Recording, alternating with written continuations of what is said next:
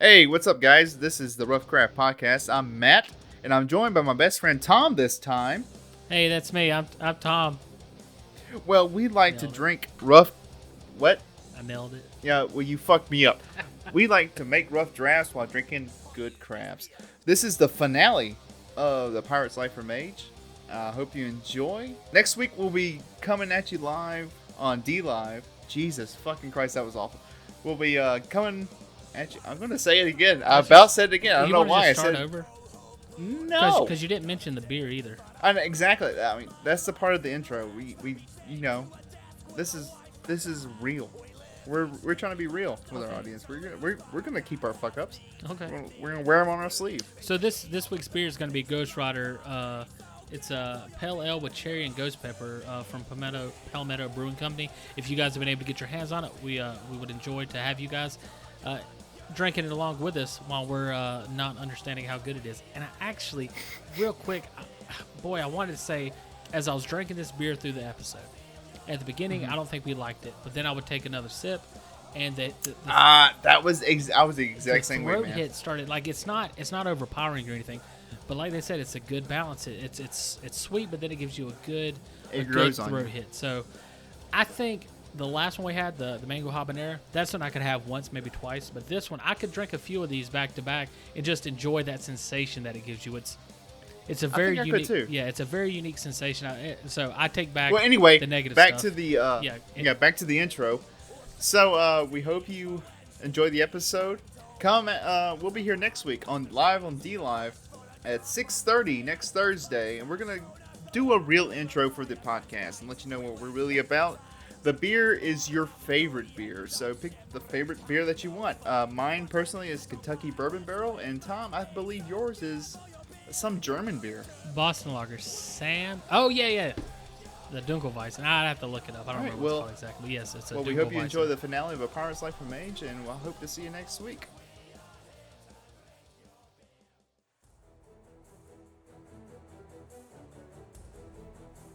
Hello, everyone. Thank you for coming and checking us out. This is The Rough Craft, a podcast centered around creating new story ideas while enjoying a nice beverage. We make rough drafts while drinking good crafts. Isn't that right, Matt? You actually did it good this time. Oh, boy, I did it. Today's episode is going to be part 3 of A Pirate's Life for Mage. Hopefully the last fucking part. Yeah, hopefully. It's centered around... we'll get into it. I'm Tom. And I'm Matt. So, do you want to go ahead and jump into the beer, or let's hit that summary up real quick?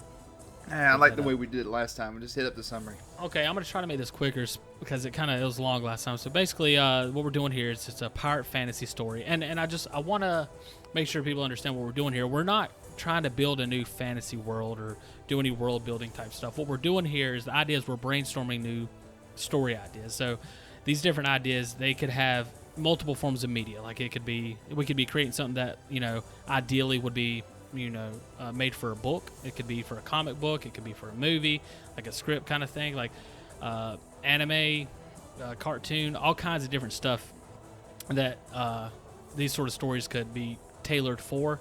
And it's usually dictated by the type of story. Like me and Matt here was talking about it, and we kind of agreed that this sort of story would fit good for like maybe a graphic novel, or I thought maybe like an anime style thing.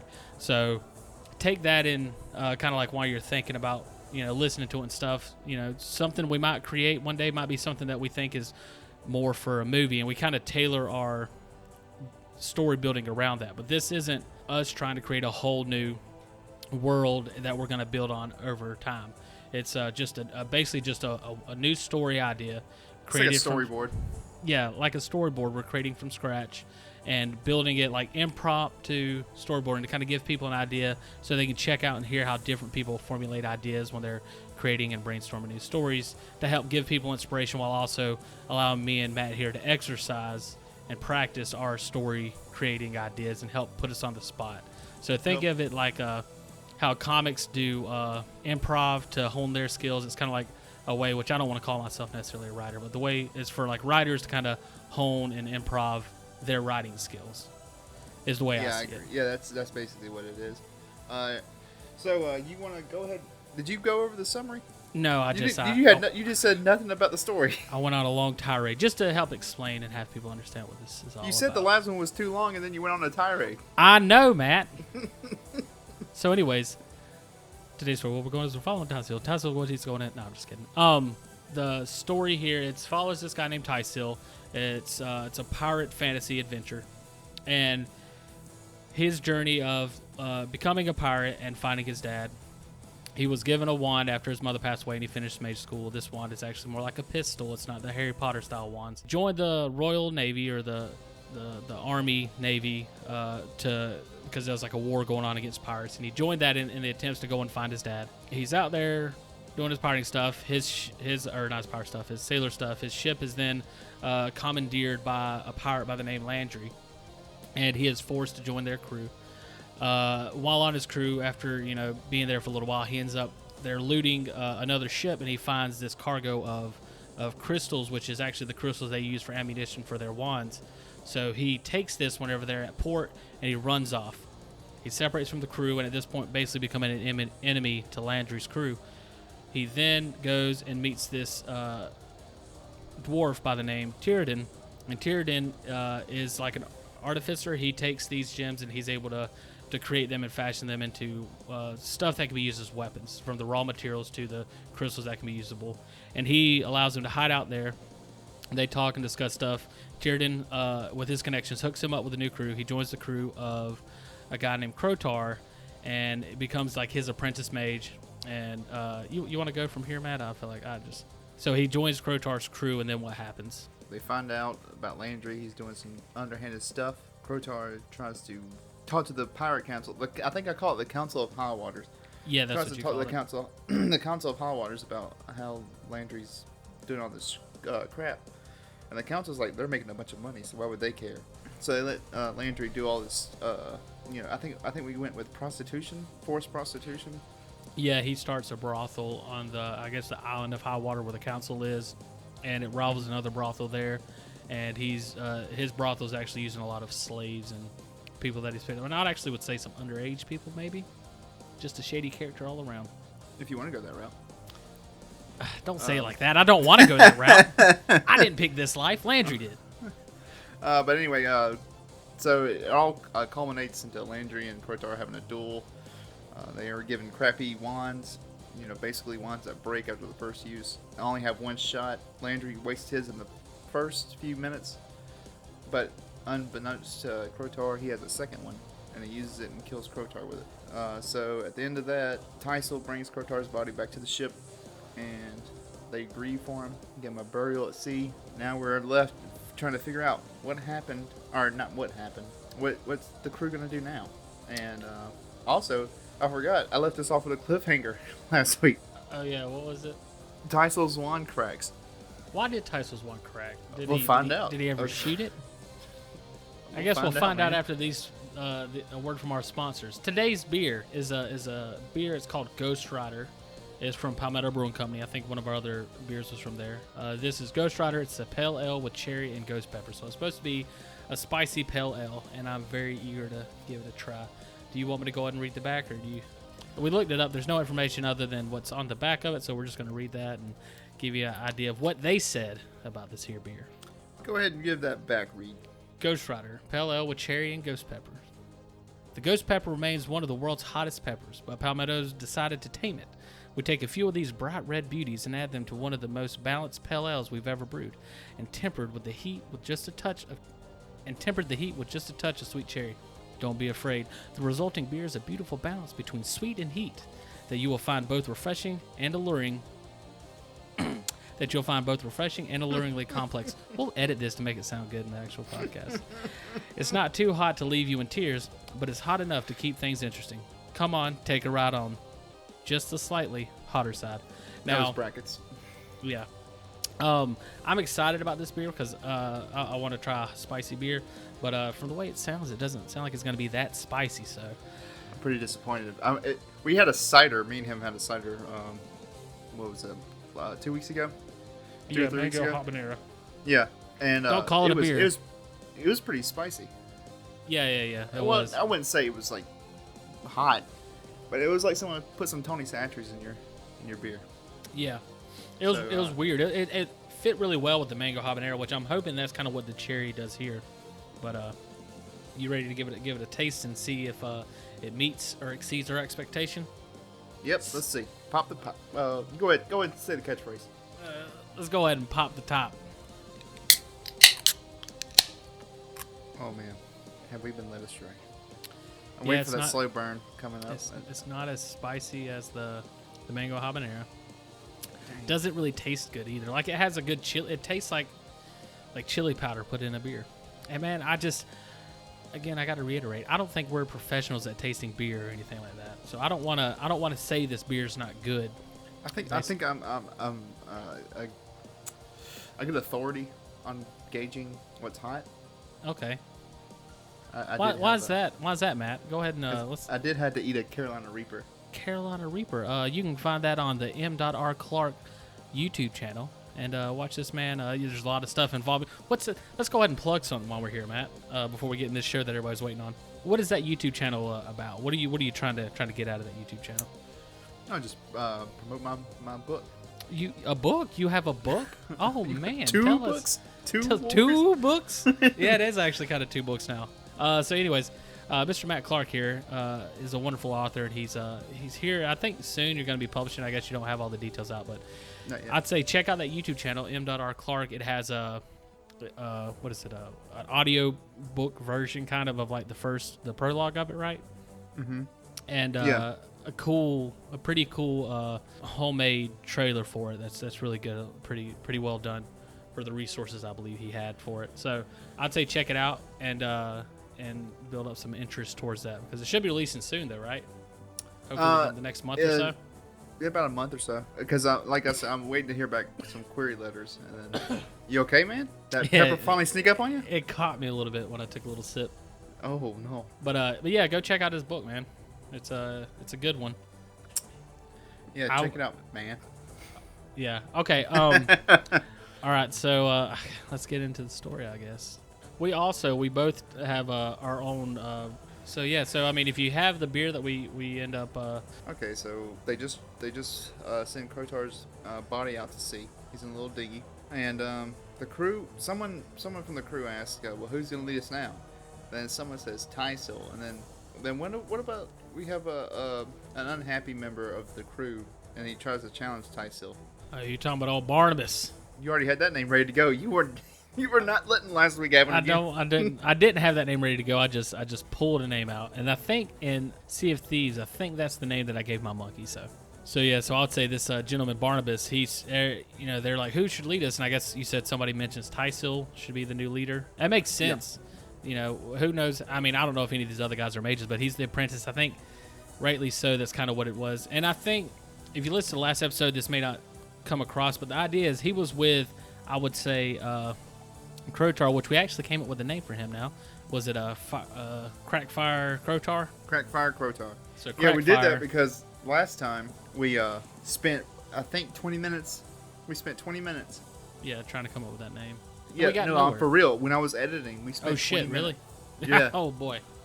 Yeah, So, the episode that was whole kind of thing short. got I cut felt out. like it was actually long. But anyway, so you got Crackfire Barnabas. Krotar here, and that's kind of the thing that normally happened. It would go to his apprentice, which was Tysil, and Tysil and Krotar, they were actually, I would say, together for at least a year or two before all these events happened where Krotar ended up dying. And so now he takes over the crew, or of course somebody's going to say Tysil should, but then you have Barnabas here, the bullied, and old Barnabas, the bullied, he's like, I'm tired of this. He's like, it's time for us to step up Tired of being and bullied. take over for this crew. He's like, all these mages and stuff, they think they run the show just because but we could do it. And then so what happens after that? So what race is Barnabas the bullied? I was thinking, just because I made him after my monkey, he would be some sort of like animal humanoid kind of thing, like a werewolf or a bear person or something like that. So yeah, okay, an ape-like creature. So you saying he's like an ape-like humanoid, like a mix between ape? He's the missing link. He's Bigfoot. Okay, so you got Bigfoot, Barnabas the bullied. Well, no, like he's a what Sasquatch. I got you. You can have Sasquatches. Yeah, I know what you're It's talking about. fantasy world. Oh boy, this does tickle the third a good bit.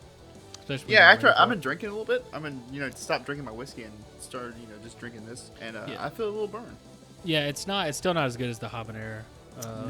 No, this is a habanero, far cry from but that. yeah, it's still got a good burn to it. So Barnabas speaks up, and here's, I want you to tell me what you think happens because I have an Okay. idea of what I want to have happen, Okay. and I think I'm thinking they might be two totally different ones. So I want to hear yours first. Okay. I'm thinking this insurrection is dealt with really quick. Either I'm leaning towards the crew, the followers of Barnabas the bully, who are like him to be the captain, just leave and they join Landry or some Okay, other shit. That's kind of similar to what I was kind of Okay. thinking. And here's what I was thinking. So Barnabas is like, I'm tired of all this. It's not fair. It's time for us to step up and us to take control. And everybody kind of gets real quiet and looks at him. And then in the back, you hear a guy say, "Hey, shut the fuck up!" And then, so Barnabas, then of course, as always, he's being bullied and he just cowers in the corner. So he shuts the fuck He cowers in the corner, and unanimously everybody says that Tyso should lead. Okay. All right. Yeah. That just because it's funnier, we hadn't done a little comedy. Yeah, Thing that's in kind a of what I while. was going for. It's good to So- point out that you're trying to be funny so people know. All right. Anyway. So Tysil is unanimously pretty much chosen to Yeah, take voted take captain. control. What does he do? What does he do now that Tysil's, because now he's got this issue with Landry, and kind of the Council of High Water. Like he's basically, I don't want to say necessarily a renegade crew, but he's kind of separated himself from what all the other. Well, actually, everybody else, the council and everything is basically sided with Landry by allowing him to live. Right. So Tyson's not on his own. Pretty much, like I don't think he's barred from the council, but I don't think he definitely doesn't have a seat on the council. Right. He's just kind of a nobody now. So the crew's standing in the pirating world has been lowered, and Tysil's trying to continue on what Crotar was doing and what they saw pirating was beforehand. And like so freedom for mages, pretty much. exactly, freedom for mages and for anyone. Right. Okay. And now it's kind of getting more into what we consider pirating in our world. A bunch of savages just going around, just trying to make money, riches, no matter who they hurt. Mm-hmm. And so he's at a crossroads, and at the same time, he's still wanting to go and find his dad. Well, I think this is where Netherrath comes into play, because remember last week we said that maybe Netherrath quit Yeah. to look for Tysil. So I didn't- maybe Go ahead. I was going to say, well, maybe once, let's say it's been since you looked at me. let's say it's been like 6 months since Krotar's death, and Tysil's pretty much became captain. We still don't know why his wand's cracked yet. He doesn't know either. But Yeah. It's almost as if it didn't happen. I keep forgetting. no, it happened. Don't worry, I got something planned for it. Okay. When Netherrath hears this, why he's basically in self-imposed exile, he comes back to the council and like, what happened? Because he finds out Landry's the one that killed him. So now he's thinking, I gotta do something about that. They need me to step in. I don't know what's going on. Maybe we can work that in. What you thinking about that? The only thing is I had a kind of a different idea because I wanted to kind of coincide with the Ghost Rider beer. And within pirating, there's always these curses and like ghost ships and skeleton stuff kind of going on. And I was thinking what it would be cool is if maybe we did like have Neverrath, actually he was killed by Landry. And everybody else, like Landry poisoned him or something and made it I seem don't like like that idea. You don't? Well, I ain't through, man. All right, I'm listening. Neverrath, actually, he comes like on a ghost ship and he's The Flying ghost- Dutchman? He's the Ghost Rider. But I like the that. idea of I don't know how we'd get there, but getting to some sort of point where Neverrath is a ghost coming from the dead to speak to his son in some sort of way, just to have that piratey curse, skeletal kind of thing. Oh wait, I again, like that idea if it's to stop Landry and Tysil from fighting, because I don't see Landry as this big evil guy. bad guy, yeah, and I see that was him my as an biggest anti-hero. problem. That was my biggest problem with it is it's kind of turning him into the wrong direction. Yeah. And I want him to be a guy who's making mistakes that needs to come back from it. Well, maybe here's what we do. Instead of him coming to Tysil in this form, he actually comes to Landry. Okay, so how did Netherrath die? Did he die from when he left, or did he die like when Landry took over? So how did he die now? Now we gotta find out why he died and how he died, or if he died. I don't know. This is where we Because close I our was eyes kind and think. this whole idea came up on the assumption that Landry had killed him. So if we're not going to go that route, not Or sure. maybe he made a deal with Davy Jones like character. Who, Landry or Netherrath. To look Yeah, for I Tyson. like that. I like that idea that he went off on his own, and he ended up throughout his adventure. That could be a separate story, to where he ends up coming and he's pretty much at the end of his rope. He can't find his son, and he ends up meeting like almost like the devil went down to Georgia type character. Like, you know, the devil's sitting. Except he meets him in the sea, and he's like, "Hey, I'm such and such." He's like, "I can make a deal with you to give you what you want," and he's like, "I want to meet my son." He's like, okay. And basically the deal ends up being that he says, I will make sure you can meet your son, but in return, I get your soul. And he's like, okay, deal. And always these deals don't go the right way. Like a monkey's paw. It ends up being it ends up being a curse on him that he's living, like, he's undead basically at this point. Like, he's dead, but he's alive, and he's still searching for his son. And he will find his son now that he has these extra abilities to stay awake longer and just kind of endlessly search. But he becomes almost like I don't know, like his body at this point is dead, but his soul's still alive, and he's just his body's constantly dying and decaying, and he's like a rotting corpse, just going around the sea looking for his son endlessly, and then he's not a ghoul. Yeah, kind of, and he's not a bad character or anything like that. But he's not trying to eat people or anything. Yeah, so he ends up, and I would say he runs up on Landry, and he's trying to find his son. And that could be kind of what it is. Is like the guy's like, okay, you want to find your son?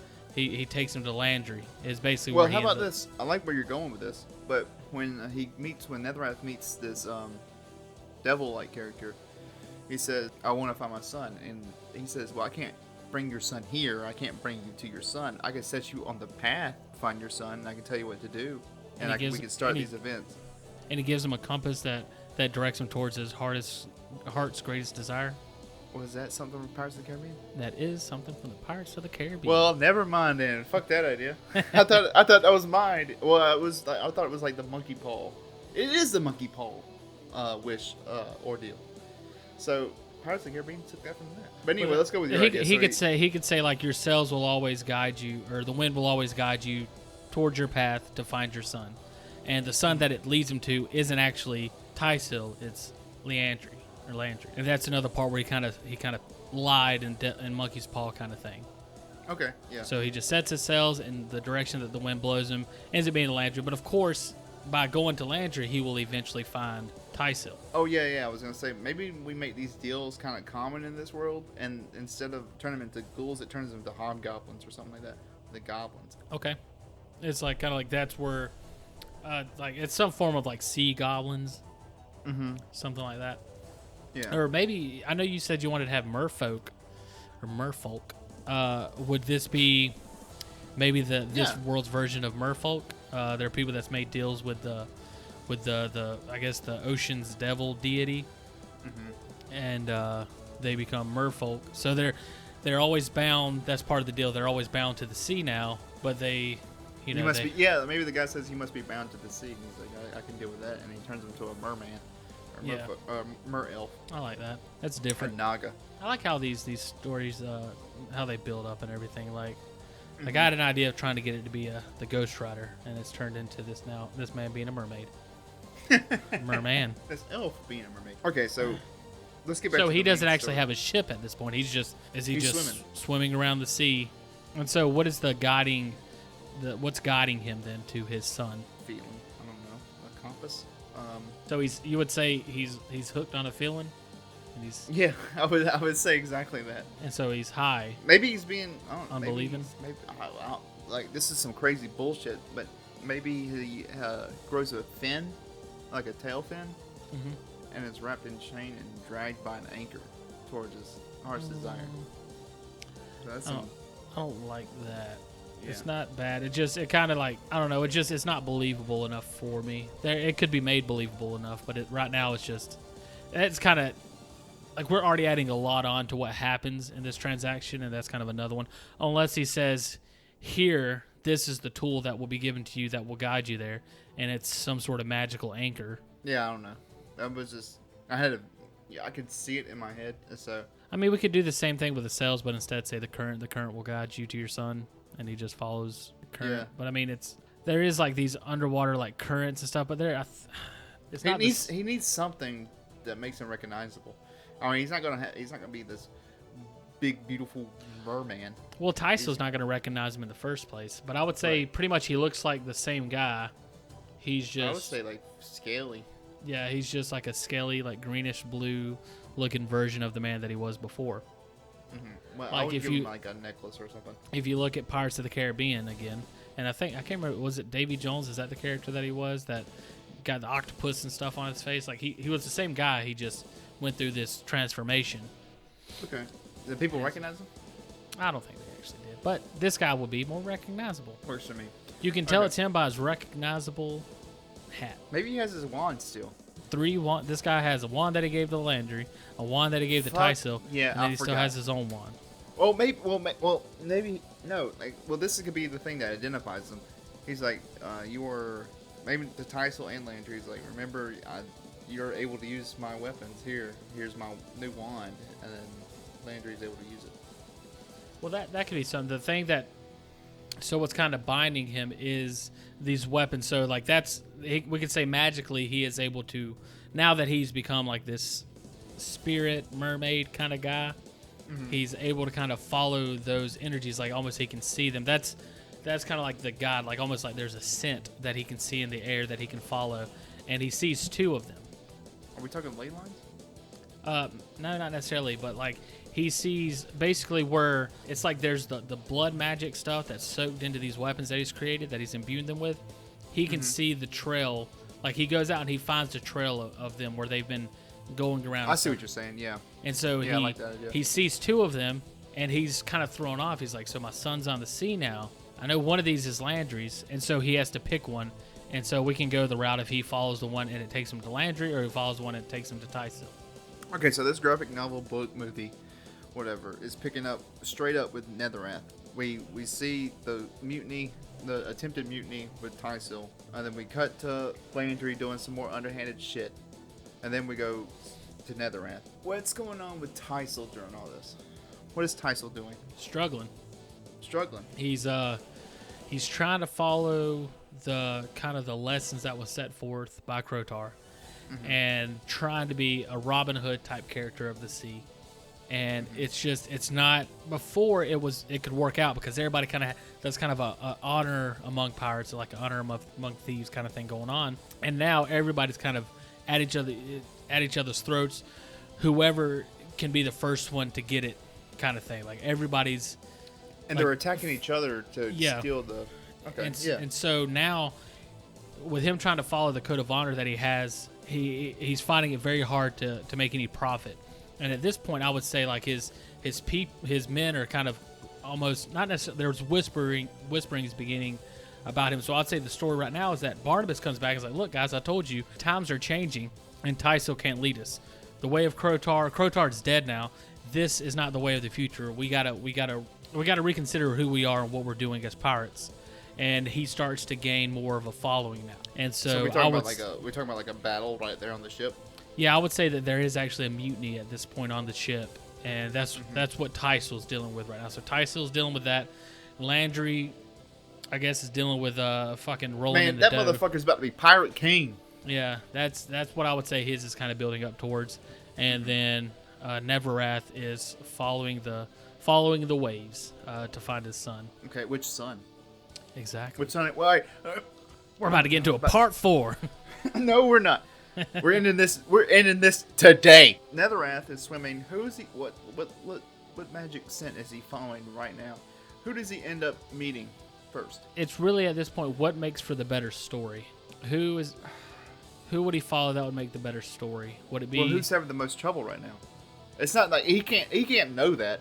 I would say who who's would having the benefit most- more from Neverrath's appearance. I feel like it would seem as though Tysil would be that person, but I feel like Landry is, because Landry's the one that's most misguided, most off of the path set in front of him. He's the one that's changed things so much to the point of where he needs redirection.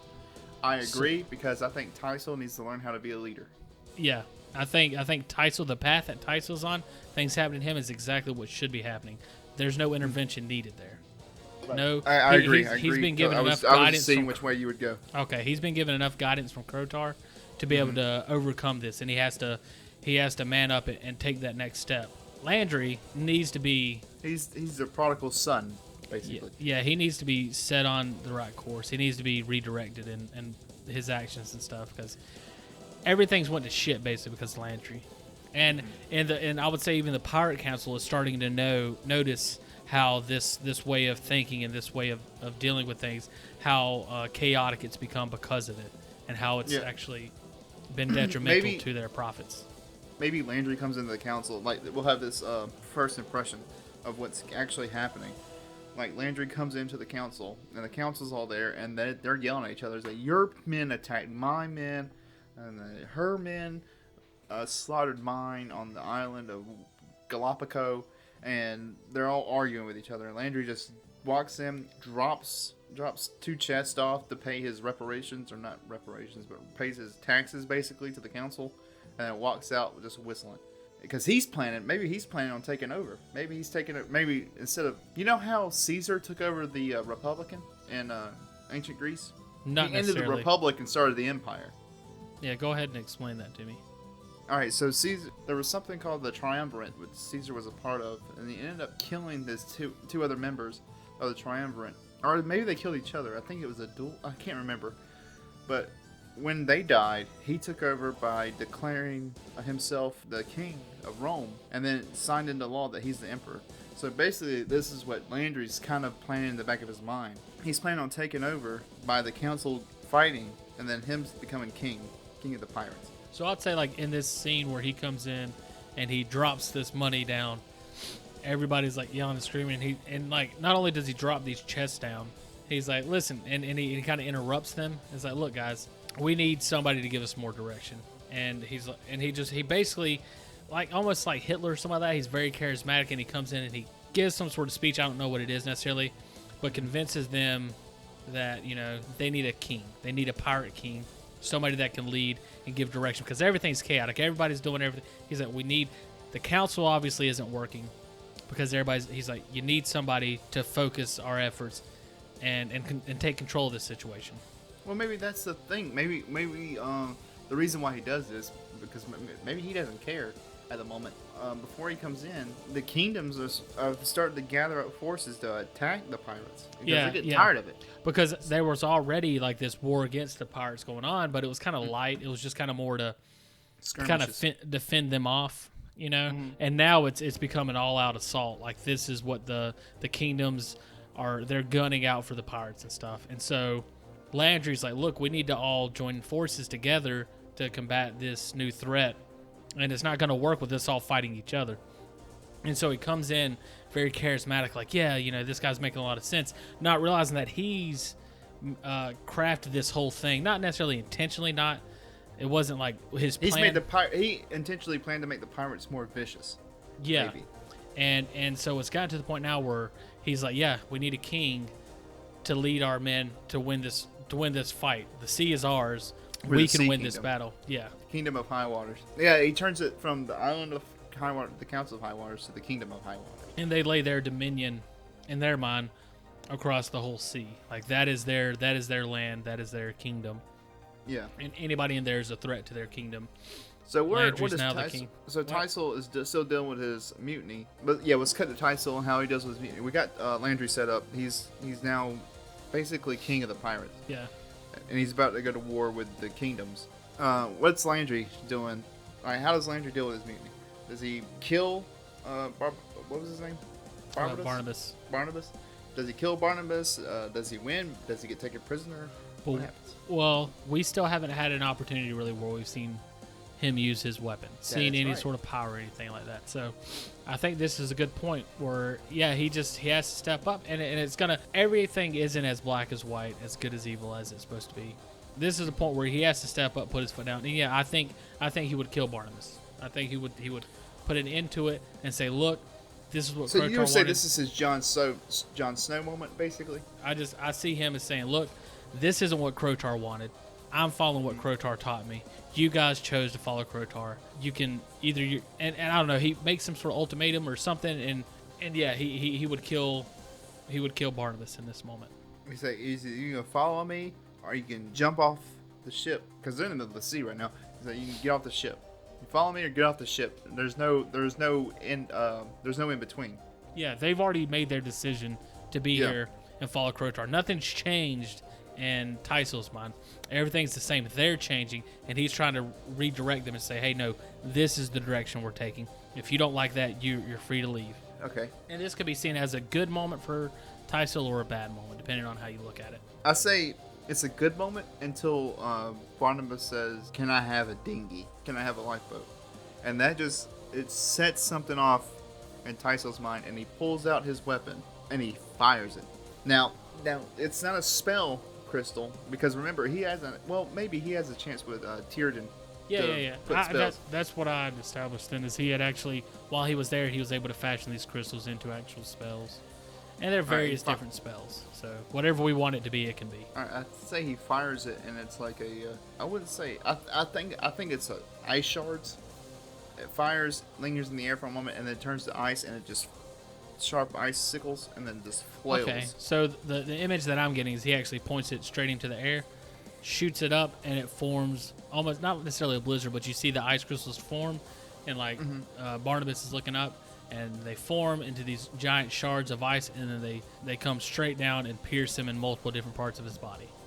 Yep, he's dead. Let's say Barnabas is dead. He dies from that. Okay, I think it's safe to say that. And then he tells his men, "All right, throw him overboard." But they don't give him a lifeboat. You know, some pirates do the Norse tradition where they put their captain or crew members on dinghies if they have them and send them off the sea. Mm-hmm. He doesn't do that. He, instead of honoring him as a pirate, he chops him up. He orders his men to chop him up and just fling him like chum. Unless we don't want Tyso to go that dark. Because Yeah.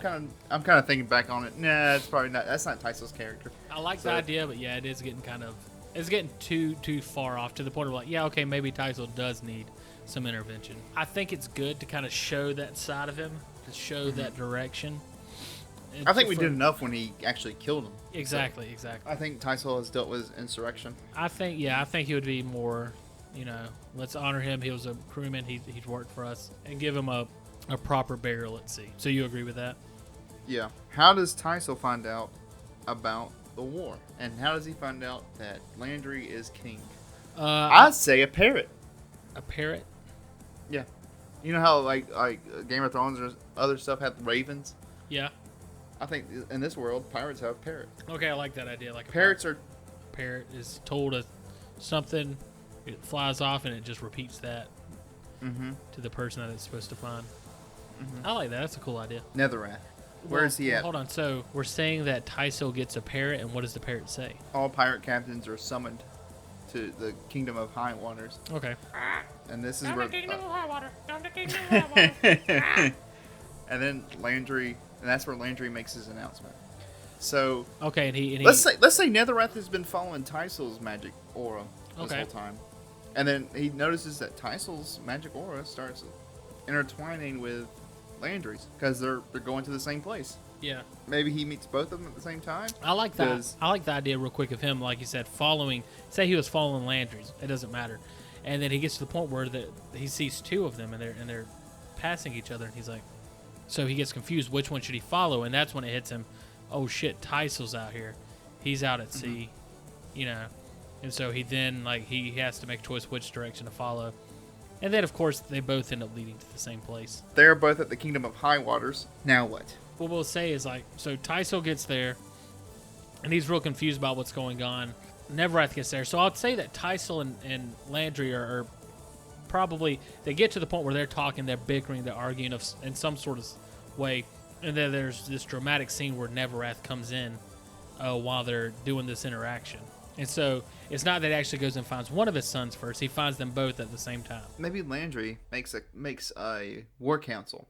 Like, he's still king, but he has advisors. And he wants captains from every major pirate fleet. So I know he knows Tysil is new. He doesn't really have a fleet. He's taken over for Crotar. But he has a beef with Tysil because Tysil was his fucking slave. Yeah. So that he summons Tysil personally to be a part of this. What I would like to see it as is, because at this point so far we haven't established that Landry has an apprentice, and that's why he originally wanted Tysil to join his crew. He saw Tysil as his future apprentice. He just had to make him kind of earn his place first. And so that's the biggest part, is that that's what he saw Tyso being, and it just bugs the shit out of him that he ended up joining a different crew and now he's a captain of his own ship.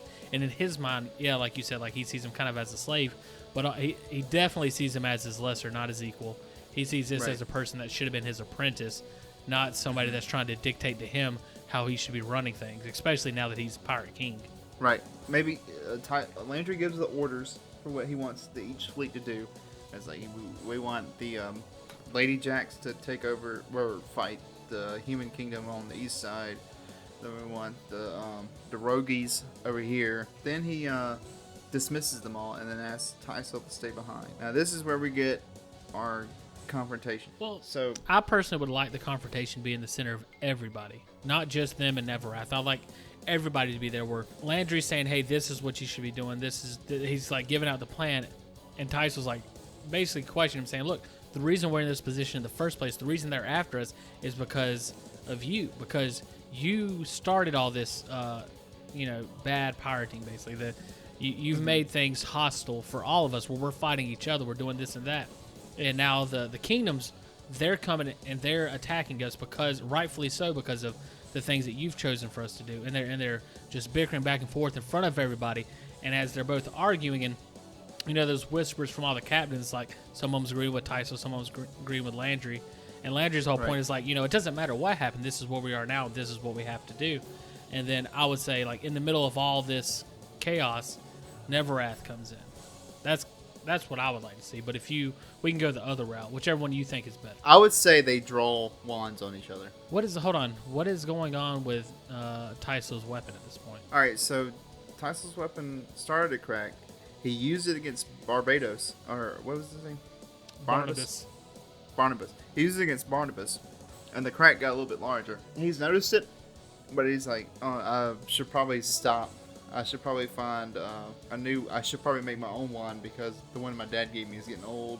It's breaking, and I don't want to have it lost forever." So you're gonna say that he creates a whole new weapon, or would he take the weapon that he already has and combine them into a new weapon? Well, I had an idea for it, but what happens is Tyso and Landry pull wands on each other during this confrontation before Netherrath shows up. It gets so heated that they both fire.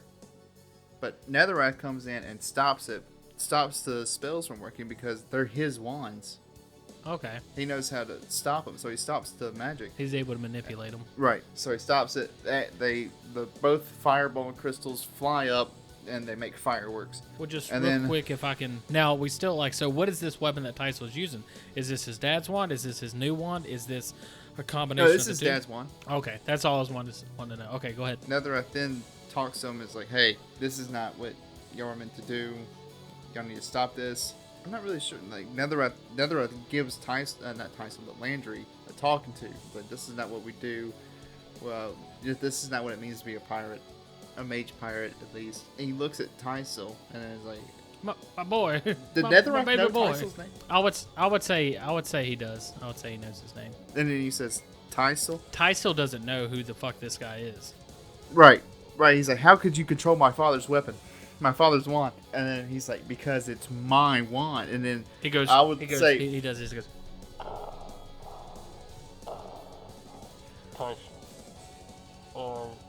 That's a terrible joke. He says, "Tyson, I am your father." And he's like, "What?" He goes, "No." And then I would say, "Because it's my wand." And then Netherrath closes his hand, and the wand shatters. What? And he says, "But it was my gift to you." And he snaps his fingers, and it reforms into this rifle-like wand. Rifle? Yeah. Let's do something different. Just because Landry has a rifle, Tyso had a pistol. Well, here's the idea I like. This is something I just came up with. I would say it reforms as the same pistol, but Tyso also has his pistol that he created, so now he has dual pistols. When did Tyso create a wand? You said when this thing cracked, he wanted to create his own new wand, so he created one. He actually looked at this wand and used that as a blueprint to create his new wand. So now he has his wand and his father's wand. Okay, and then, I would like Netherrath's wand to look old and rickety at the beginning, but like when Netherrath reforms it, it's like a new, sleeker Yeah. weapon. Or we could say that maybe it combines with Tysil's wand and it becomes a shotgun because we haven't done a shotgun yet. I like that idea a lot. I don't feel like it makes sense for that to happen, but I want to say fuck that. Let's have a shotgun wand. Yeah, I like that. Cool. It's like it takes the crystal, cracks it, shatters it, and then spreads it. So that means the spell's less powerful, but it hits a wider range. That's the exact same thing I was gonna say. Fuck yeah, dude! I like that idea. Yeah. Okay, All right. so it just happens, guys. He's got a shotgun wand now. Who are we to question the power of mages? Yeah. I don't understand how it works. Maybe if you read the Me book either. or see the graphic novel that we're gonna eventually never write, then you'll see how it happens. But you know. Read the specs, nerd. Yeah, he has his shotgun one. Dude, I really like these weapons. A lot. I think these are the best ideas we ever came up with. Yeah, it's definitely up there. Besides this whole story, am I right? Oh boy, are you? This is the best story ever made. Why is it not a movie already? Get on it. I know. Robert De Niro. He doesn't make I was stories. thinking Steven Spielberg, but yeah, Robert De Niro could probably direct it. Yeah, Martin Spielberg. Steven Scorsese. We're wrapping up. We're at an hour here, man. You want to just wrap this up and say they win? Yeah, I would say- well, hold on. Let's do all that No. bullshit. I kind of we're kind of getting to that point. I feel like there's a lot more story to be told if we want it to be, but I We think still gotta, yeah, exactly. But we still gotta deal with how the council here's to the dark side, basically. here's the way I see it right now: is he goes in there and he basically he lets Landry know this isn't the way we're supposed to do it. This isn't what I taught you. Tysil's just dumbfounded, happy to see his dad. Tysil doesn't need to change. He just needs to see his father. That's all he really needs. Landry. Well, see, we were building up this story until Tysil meeting his father, and then we just go, yeah, here's a new gun, buddy boy. Well, I mean, there would be more. How you doing, son? Here's a gun. I think at the end of the day, that's at this point, that's what. I guess it'd be more sentimental if we were into a book or a graphic. That's what, yeah, exactly, and that's what Neverath's journey is. That's the deal that he made, is to find his son, and bam! Not only did he find his son, he found both of his sons, and that's kind of I think that's the story that we're telling here, is that both of them was his son, in one way or another, and so he finally gets to see Tysil, and see that he turned out okay. Like he doesn't really even need Neverath to have been a great man. The fact that he was his son was enough. Exactly. Yeah. And so Landry still needs some work, and that's more where he kind of convinces Landry, but Tyson's just happy to see his dad. And at this point, there's kind of like Landry, the thing, or Neverath, the deal that he made was to be able to find his son. By finding Tysil and kind of Landry, that fulfilled the agreement that he had. And he explains this, I would say he explains all this to Tysil. They say their hellos, their goodbyes, and he goes to Ash. And he goes to Ash. He goes away. His soul is ripped apart, and he's taken to wherever. I would say that he doesn't die. He doesn't disappear, because we like to always lead these on a hook that can lead into another story. His soul is ripped out of that body. That body falls to the ground, and he is then taken to the Davy Jones character to live the rest of eternity. So at the end of all this, there's still stuff we need to talk about, but at the end of all this, Tysil's new journey becomes going and rescuing his dad's soul. Well, I was going to say Tysil and Landry's. Exactly. Well, that's what I was going to get into, is at this point, the idea is that at this point, they reconcile. They reconcile, they see each other as brothers, and they realize that, of course, Neverath was right. And what he's saying is, look, guys, a mix of both. Landry, you're wrong for getting this shit going, but you're right. We are at this point. We need to resolve it. We need to defend ourselves. Tysil, you're right. This isn't the way we need to lead things. So deal with this problem at hand, take care of it, and then live the righteous life that you guys should be as the pirates that we were before. I know you can be. And so they actually join forces, and they don't become. It's not a pirate king. It's almost like pirate princes. However you want to. There could be some sort of thing there where they give Neverath the crown, and Neverath is the king, the pirate king, and these become the pirate princes, and they take the lead in defending, in a righteous sort of way, defending the sea from the other people, and then they're able to go back into the way things were before. And after they've won this war, which would be like a big scene at the end of it, they both decide, let's go let's go save our dad. And they both accept that see each other as brothers. And the next part of the story would be their journey to the underworld, whatever it is, the pirate sea underworld, to save. So are you saying this is open up to a part 2? Yeah, that's what I said before. That's what we do with all I these know. things. I'm just saying. Are you saying we might visit Tysil and Landry again? We sure might. And you guys will see that in part 1,000 of this story. Part 1,000. But I think that's kind of a decent ending. And again, what everybody has to understand is these are just us creating story beats, storyboarding, getting a general idea. The fact that we took 3 episodes on this idea is more than we've done on others. But we're 2 episodes more. Yeah, exactly. We're getting an idea down, and then we're not trying to. There's a lot of fine details in there, and a lot of stuff that we have to skip over just because it's not enough to push the plot forward. We're getting the main plot points down to create a story that could be. Let's say that somebody's like, I like that story, let's make it into something. We have enough there to build and create a new idea. Which mostly this is all practice. This is all an exercise for me and Matt to work on our creativity, basically. So we leave it with a cliffhanger, kind of. Not a cliffhanger. We leave it with the opening to a new story that we could revisit in the future. And if you guys in the future, I was gonna say this. On our 1-year anniversary, let's go ahead and do Pirate's Life from Mage 2. Well, what I would say is let's instead leave it up to the listeners, and we'll do probably a couple more series after this. And if you guys ever want to hear the next part of this story or the next part of any of the stories, just give us suggestions. Let us know what you want to hear, and we're going to tailor our content to you guys. As long as we're creating stuff on the fly, making new stories, we're doing what we want to do and what we're passionate about. So you guys, we want from here on out, we're still going to, until we can start really getting full feedback, until this is fully launched, we're going to be coming up with the stuff. But, as soon as you guys start giving us suggestions of what kind of content and what stories and what ideas you want, if you want us to revisit. And what beer to drink. Exactly. Yeah. What beers to drink. If you guys want us to revisit a story, we'll do that. If you guys want us to make a new story based on a suggestion from you guys, we'll do that. So everything is going to be tailored as long as we're creating a new story idea and going through this exercise, then we're happy. That's what we're passionate. That's what I'm passionate about. That's what I want to do. And I would almost prefer a suggestion from a third party to come in and give it to me, so I have less. It's more fresh and new in my head. So give us your suggestions, your ideas, anything that you can come up with, new, old, whatever, and that's what we'll do moving forward. Yeah, so we can take those suggestions as early as today or next Tuesday when the podcast goes live. Whenever. 3 months from now, if we're still doing this, which we will be, then from even at that point. Because this is the finale, we got nothing else after this. We got some genres planned and some settings planned. But nothing. Everything what we have in the future planned right now is one idea. Like this idea originally was we wanted to do a pirate story.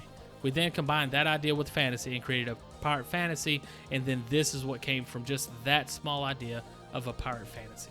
And so the next thing, it could be as simple as telling me a place. Yeah, so moving forward, we need suggestions from you guys, ideas, thoughts, criticisms, anything you guys. Feedback is the most welcome thing. Negative, positive, I don't care. That's what we're trying to get right now. And there's certain sort of ideas that we have with this podcast that we're wanting to see through. Yep. Also, thank you guys for if listening. none of you motherfuckers suggest anything, we're doing Pirate's Life from Mage on our 1-year anniversary. I don't care what Tommy says. Yeah. I'm doing it. Yeah, okay, fine. I'll deal with that in a year. All right, we'd like to thank you guys for coming and checking us out. We are The Rough Craft, and boy, man, I nailed it the first time. I was just too fast. Thank you guys for coming and checking us out at The Rough Craft. We've enjoyed telling the story. This has been the finale of A Pirate's Life from Mage. We hope you guys can leave us some suggestions and stuff for future content, and we just, from the bottoms of our hearts, like to thank you guys for coming and listening, and we look forward to talking with you guys and coming up with new stuff for you in the future. Thank you. Yep, we hope to drink a lot more beer, too. All right, perfect. That was fucking perfect. That's the end. End. Outro. Cue the music.